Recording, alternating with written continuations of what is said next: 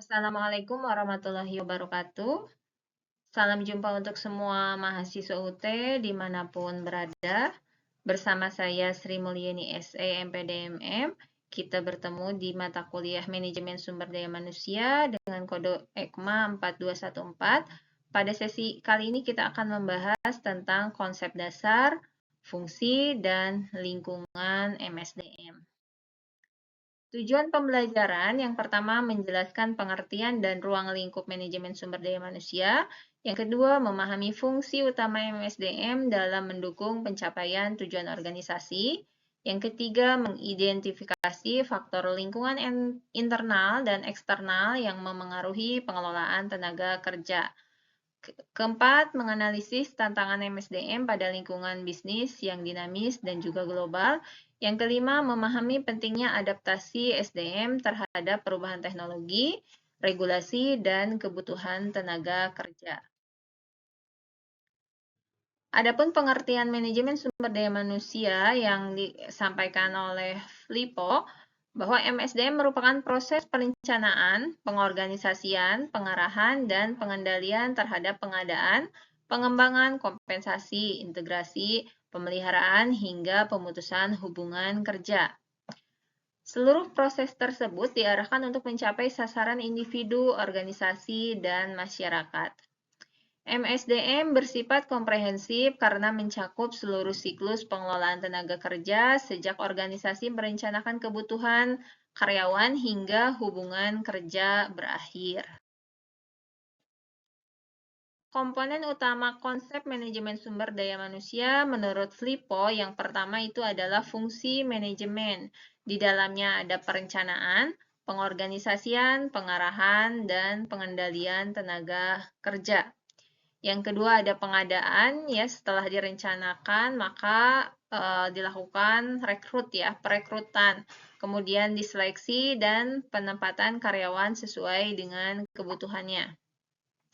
Yang ketiga yaitu pengembangan, pelatihan dan pengembangan kompetisi agar karyawan berkontribusi optimal ya. Jadi setelah karyawan itu diterima bekerja di perusahaan, maka perusahaan wajib melakukan pengembangan atau pelatihan kepada karyawan agar kemampuan karyawan itu meningkat ya, pengetahuan, kemampuan, skill karyawan itu mengalami peningkatan dengan adanya pelatihan atau pengembangan. Yang keempat yaitu kompensasi, di mana ada pemberian imbalan yang adil dan layak atas kontribusi karyawan sesuai dengan jabatannya, sesuai dengan pekerjaannya, lama bekerjanya ya, atau jam kerjanya. Karyawan diberikan kompensasi yang layak dan juga adil. Yang kelima adalah integrasi, yaitu menyelaraskan kepentingan individu dengan kepentingan organisasi. Yang keenam, pemeliharaan yaitu menjaga kondisi fisik, mental, sikap, loyalitas, dan produktivitas ya. Jadi karyawan itu harus dipelihara ya. Supaya karyawan tidak meninggalkan perusahaan secara tiba-tiba. Kalau misalnya karyawan dipelihara dengan baik seperti itu. Kemudian apabila karyawan dipelihara dengan baik, otomatis karyawan akan atau tenaga kerja itu akan bekerja dengan baik juga sehingga produktivitasnya akan meningkat ya. Kemudian yang ketujuh adalah pemutusan hubungan kerja. Mengelola berakhirnya hubungan kerja secara etis dan sesuai ketentuan. Apa itu sesuai dengan kontrak yang dibuat ya di awal kerja atau sesuai dengan keadaan dan situasi. Kalau misalnya perusahaan memang tidak memungkinkan untuk melanjutkan kegiatan perusahaan, maka perusahaan harus melakukan atau ya harus melakukan pemutusan hubungan kerja, tapi secara etis ya, tidak semena-mena atau tidak seenaknya aja. Ada aturan dalam pemutusan hubungan tenaga kerja atau PHK ya. Yang kedelapan adalah sasaran, yaitu mencapai kepuasan individu, produktivitas organisasi, dan tanggung jawab sosial. Jadi perusahaan itu memiliki yang namanya tanggung jawab sosial. Berikutnya yaitu fungsi-fungsi utama manajemen sumber daya manusia. Yang pertama ada perencanaan sumber daya manusia, yaitu kegiatan memproyeksikan kebutuhan tenaga kerja. Ya, perusahaan harus mampu menghitung atau menentukan jumlah berapa kebutuhan tenaga kerja yang diperlukan dan menyiapkan strategi pemenuhannya. Kemudian ada rekrutmen dan seleksi, ya ini salah satu cara untuk atau salah satu strategi ya untuk memenuhi kebutuhan tenaga kerja, yaitu dengan menarik dan memilih kandidat yang sesuai dengan kebutuhan pekerjaan. Berikutnya ada pelatihan dan pengembangan, yaitu meningkatkan pengetahuan, keterampilan, dan kompetensi dari setiap karyawan. Yang keempat adalah manajemen kinerja, yaitu menetapkan standar, memberikan umpan balik, dan meningkatkan kinerja. Yang kelima yaitu ada kompensasi dan benefit, yaitu membangun imbalan yang adil, kompetitif, dan memotivasi. Ya, jadi adanya kompensasi di sebuah organisasi atau perusahaan itu harus mampu memotivasi karyawan agar bekerja dengan lebih giat atau lebih rajin, ya, lebih produktif lagi seperti itu. Kemudian yang keenam ada hubungan karyawan. Nah, ini yang harus tercipta ya di sebuah perusahaan atau organisasi, bahwa adanya lingkungan kerja yang positif, ya, hubungan kerja yang sehat antara atasan dan bawahan, antara sesama rekan kerja, tidak ada konflik yang berkepanjangan seperti itu, sehingga lingkungan kerjanya nyaman ya.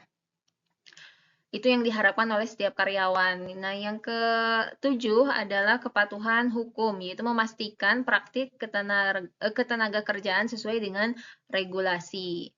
Berikutnya adalah pemisahan karyawan, yaitu mengelola pengunduran diri atau PHK secara etis dan atau sesuai dengan hukum ya. Jadi ada peraturannya bagaimana cara melakukan pemutusan hubungan kerja, atau ada juga aturannya ketika karyawan ingin mengundurkan diri, ya perusahaan itu harus memberikan apa atau membuat perlakuan seperti apa. Berikutnya adalah tujuan manajemen sumber daya manusia. Yang pertama ada tujuan individu ya, yaitu kepuasan kerja, pengembangan karir, keamanan, dan kesejahteraan. Keempat, aspek ini ya itu sangat diharapkan oleh setiap individu, oleh setiap karyawan yang bekerja di perusahaan. Mereka pasti ingin sejahtera dengan pekerjaan yang mereka jalankan ya. Kemudian mereka ingin mendapatkan keamanan saat bekerja atau saat berangkat kerja seperti itu. Kemudian mereka mampu mengembangkan karir mereka di perusahaan tempat mereka bekerja dan mendapatkan kepuasan kerja lainnya. Kemudian tujuan MSDM untuk organisasi yaitu agar organisasi lebih produktif ya, memiliki produktivitas yang baik, efektivitas yang baik, efisiensi terlaksana ya, profitabilitas yang baik juga, dan keberlanjutan. Jadi perusahaan itu memiliki keberlanjutan, tidak berhenti pada satu titik ya yang tidak beroperasi seperti itu. Tujuan organisasi mereka harus berlanjut ya, bahkan kalau bisa membuka cabang-cabang baru seperti itu. Kemudian yang ketiga adalah tujuan masyarakat ya, yaitu ada tanggung jawab sosial atau ada juga yang disebut dengan social corporate responsibility ya. Perusahaan tidak hanya tidak hanya berorientasi pada individu, pada tujuan organisasi mendapatkan laba ya, profit yang tinggi, tapi harus melihat pada lingkungan sekitar. Apakah perusahaan itu memberikan dampak pada pencemaran lingkungan atau kebisingan pada lingkungan sekitar, ya maka perusahaan harus bertanggung jawab yang disebut dengan tanggung jawab sosial. Kemudian tanggung jawab pada kepatuhan hukum ya, dan praktik ketenaga kerjaan yang adil seperti itu. Next, lingkungan manajemen sumber daya manusia. Ada lingkungan internal, ada lingkungan eksternal. Yang internal ini adalah faktor dari dalam organisasi yang relatif dapat dipengaruhi seperti strategi, struktur, budaya, ya budaya perusahaan, kepemimpinan, kebijakan, teknologi internal, dan kondisi tenaga kerja. Itu semuanya bagian dari faktor di dalam organisasi atau internal. Berikutnya ada lingkungan eksternal, yaitu faktor di luar organisasi yang perlu diantisipasi seperti regulasi, ekonomi, teknologi, demografi, persaingan, pasar tenaga kerja, dan perubahan sosial. Ya. Dan implikasinya bagi manajemen sumber daya manusia yaitu kebijakan ya. Kebijakan SDM perlu fleksibel agar mampu menyesuaikan kebutuhan organisasi dengan perubahan lingkungan. Nah, kalau misalnya dulu bekerja itu ya harus pergi ke tempat kerja ya, ke kantor atau secara offline. Nah, sekarang secara offline ya, datang langsung. Kalau sekarang kan ada pekerjaan yang dilakukan secara online atau daring ya, atau WFH seperti itu. Itu bagian dari fleksibilitas bekerja ya. Berikutnya adalah tantangan SDM di lingkungan global ya. Yang pertama ada keberagaman angkatan kerja. Misalnya sekarang ada angkatan generasi Z ya, kemudian ada juga angkatan generasi milenial.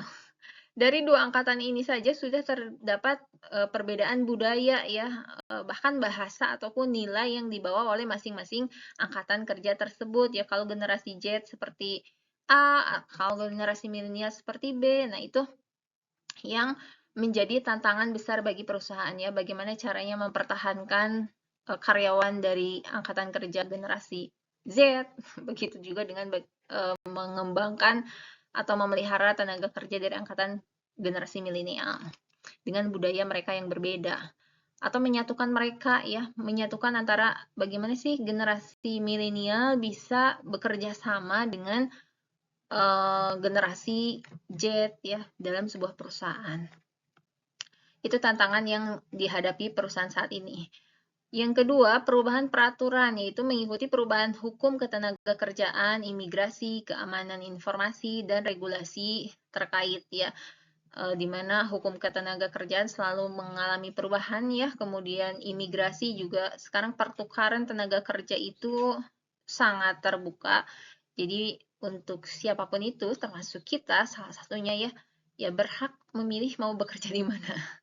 Karena adanya pertukaran tenaga kerja atau terbukanya namanya lowongan pekerjaan untuk warga negara asing.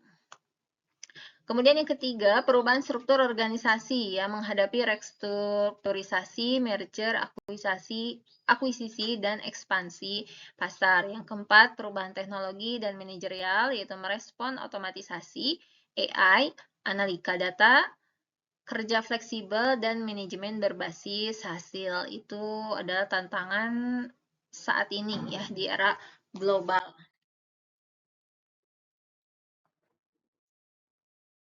Berikutnya ada tantangan MSDM dari segi kesejahteraan, regulasi, dan kepemimpinan ya. Yang pertama yaitu keseimbangan kerja dan hidup ya. Ada yang namanya work-life balance ya. Membangun kebijakan yang mendukung kesejahteraan dan lingkungan kerja yang inklusif ya. Jadi kalau pada generasi Z, keseimbangan kerja dan hidup itu adalah salah satu poin yang paling penting saat mereka bekerja. Beberapa studi mengatakan bahwa mereka lebih suka pekerjaan yang ya bisa seimbang antara jam kerjanya, antara kesejahteraannya, dan waktu liburnya. Itu tantangannya. Kemudian regulasi global, memahami perbedaan ketentuan ketenagakerjaan antar negara untuk mengurangi resiko hukum dan reputasi. Yang ketiga, pengembangan kepemimpinan global ya. Jadi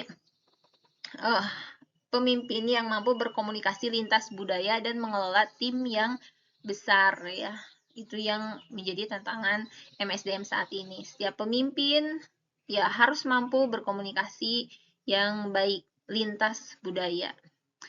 Kemudian yang keempat, implikasi strategi MSDM perlu menjadi mitra strategi organisasi dalam menjaga daya saing, inovasi, dan kemampuan menarik serta mempertahankan talenta. Berikutnya, teknologi dan transformasi MSDM. Yang pertama adalah otomatisasi dan AI, ya, mengubah jenis pekerjaan, proses kerja, dan kompetensi yang dibutuhkan. Ini suatu perubahan yang besar ya, bahwasanya beberapa pekerjaan bisa dibantu secara cepat atau dikerjakan secara otomatis melalui teknologi ya. Jadi ada hal yang bisa dilakukan dalam waktu 1 kali 24 jam. Ketika seseorang melakukan transaksi, ya ada laporan otomatisasi ya. Kalau misalnya kita melakukan transaksi m-banking seperti itu, nah nanti jam berapapun itu maka akan ada laporannya, ada kinerjanya ya. Yang mengerjakan bukan orang, bukan manusia lagi, tapi teknologi. Jadi mengubah jenis pekerjaan yang asalnya dilakukan oleh manusia, tapi sekarang sudah dilakukan oleh teknologi secara otomatis seperti itu. Atau menyebarkan pesan broadcast juga bisa ya dilakukan oleh teknologi, tidak lagi dilakukan oleh manusia atau MSDM atau karyawan seperti itu. Kemudian AI dapat membantu berbagai pekerjaan dengan lebih cepat. Kemudian ada juga analitika data, yaitu mendukung keputusan SDM berbasis data, misalnya dalam kinerja dan kebutuhan tenaga kerja. Ada juga kerja yang fleksibel ya, kerja fleksibel nih, mendorong pengelolaan tim yang lebih adaptif dan berorientasi pada hasil. Jadi mau kerjanya di luar, di lapangan, ataupun di rumah, ataupun di kantor, yang penting hasilnya itu ya, berorientasi pada hasilnya itu yang baik, yang goal, yang utuh seperti itu. Jadi ya fleksibel, MSDM itu adaptif pada saat ini. Kemudian ada juga reskilling dan upskilling ya. Karyawan perlu memperbarui keterampilan agar tetap relevan dengan perubahan pekerjaan karena teknologi yang semakin berkembang ya. Perkembangan teknologi ini wajib sekali diikuti dengan perkembangan keterampilan dari setiap karyawan seperti itu. MSDM sebagai fungsi strategi. Yang pertama, MSDM bukan hanya fungsi administratif, tetapi bagian dari strategi organisasi. Keputusan tentang manusia harus selaras dengan tujuan dan arah bisnis ya. Organisasi perlu menempatkan karyawan sebagai aset strategis yang dikembangkan secara berkelanjutan. Adaptasi SDM membangun organisasi, merespon perubahan pasar, teknologi, regulasi, dan ekspektasi tenaga kerja.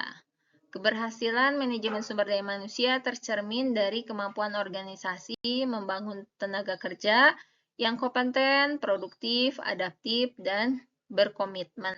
Studi kasus transformasi digital di organisasi. Kasusnya, sebuah perusahaan mulai menerapkan AI dan otomatisasi pada beberapa proses kerja. Masalah yang dihadapi, sebagian karyawan belum memiliki kompetensi digital dan muncul kekhawatiran terhadap perubahan kerja. Tugas MSDM itu memetakan kompetensi, menyusun program reskilling atau upskilling, menyesuaikan desain pekerjaan, dan mengkomunikasikan perubahan secara transparan. Pertanyaan diskusi, strategi apa yang paling tepat agar transformasi teknologi meningkatkan produktivitas sekaligus menjaga keterlibatan karyawan. Rangkuman dari materi ini, yang pertama, MSDM mencakup pengelolaan tenaga kerja secara menyeluruh, mulai dari perencanaan hingga pemisahan karyawan. Fungsi MSDM meliputi perencanaan, rekrutmen, pengembangan, kinerja, kompensasi, hubungan karyawan, kepatuhan, dan pemisahan. Pengelolaan SDM dipengaruhi lingkungan internal dan eksternal organisasi. Tantangan modern meliputi keberagaman, regulasi, restrukturisasi, teknologi, keseimbangan kerja hidup, regulasi global, dan kepemimpinan. MSDM strategi membantu organisasi membangun tenaga kerja yang kompeten, adaptif, produktif, dan berdaya saing. Sekian materi pengayaan yang bisa saya sampaikan. Semoga bermanfaat. Sampai jumpa di sesi berikutnya. Wassalamualaikum warahmatullahi wabarakatuh.